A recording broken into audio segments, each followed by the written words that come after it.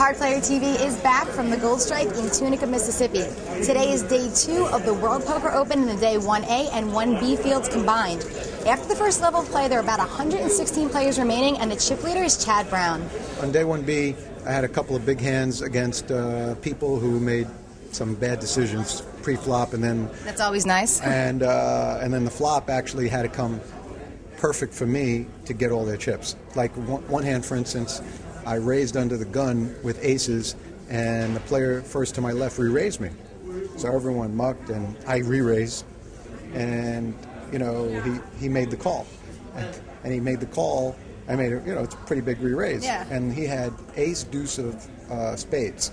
So he's made a bad call pre-flop to call with the ace deuce of spades after I made a big re-raise, and the flop came ace deuce 8-3 clubs. So I pushed them all in. You took all his chips, and he thought he hit bingo on that flop, but it was really, he was drawing dead to run a deuce.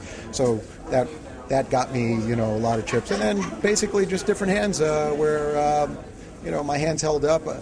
I don't believe that I took any bad beats yesterday in any of the big pots. So that's what it takes. That is what it takes, because most of the time, a lot of the top pros are going to have the best hand, and they go busted because someone sucked out of them, or it was just a cold deck where it was a set over set or something like that. So for me, fortunately, that didn't happen today. Starting right off the very first hand, short stack to my right, had 7,400. He raised to 2,000, and I have ace king, so I pushed them all in for the 7,400, and he called instantly with the two aces. So I was like, this day may not be starting off quite right, but no big damage. Lost that pot. Not too much. Yeah, I stayed with about 106,000 right now. So how do you change your style when you do have a really big chip lead over the rest of the field, or do you change your style at all?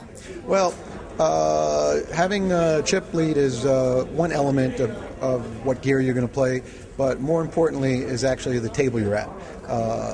Based on how your table's playing is going to dictate what style of play I'm going to play. And, fortunate for me, I felt that I had pretty easy tables, and on day one, there was a lot of pre-flop limping, which is also good for me because I want to see a lot of flops. And like I said, a lot of those players will make mistakes on the flops and go too far with hands that they shouldn't. Andrew, good to see you. Roble is on the short stack.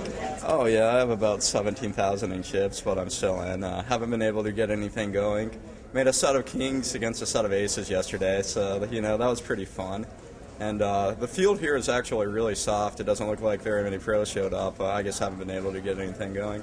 So what do you think are your chances of hanging in there since the field is fairly soft? Well, I don't have very many chips. I have about 20 big blinds, but, at this point you just have to hope to get lucky and win your coin flips. But I think if I can win one coin flip, I have a really good table and I can get something going. Well, the rumor mill is churning. Jay Quick allegedly stepped partway out of the bathroom at the Bellagio. Have you seen this? Yeah, I did. People had been coming up to me the past few days and talking to me about a bat, and were like, he stepped out of the bathroom, and I didn't really know what was going on. I talked to my assistant, Nick, last night, and apparently someone posted a picture of him stepping outside of the bathroom on his cell phone on 2+2. And apparently there was a situation where his brother got arrested for drunk driving in his car, so it's kind of was an emergency situation, but And he didn't leave the hotel room? No, he didn't leave the hotel room. He was in the lobby outside of the bathroom, or the hallway outside of the bathroom. Now, I've talked to some of my friends about it, and basically everyone I talked to thought I won the bet.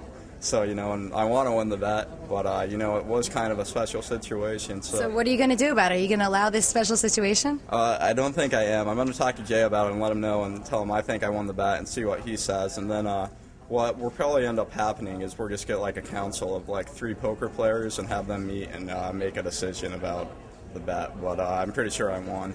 Who do you think would be on the council? Or who would you want on the council? Well, it would be some live players that we both know and trust. I was thinking maybe Daniel Negreanu would be one player. He always has an opinion. Yeah, he does always have an opinion, and he's a person of integrity. And then probably just some live, 10, 20, 25, 50 players at the Bellagio. Someone on Jay's side? Or, yeah, but he doesn't know any of the online guys, and I know some guys there, and they're, good, honest people, so we'll see what they decide. For more information on that prop bet, check out our video on the Lifestyle channel. It's called High Stakes Living Jay Quick. We're going to be here at the Gold Strike for the rest of the week. We'll be back later with more tournament action. I'm Lizzie Harrison for Card Player TV.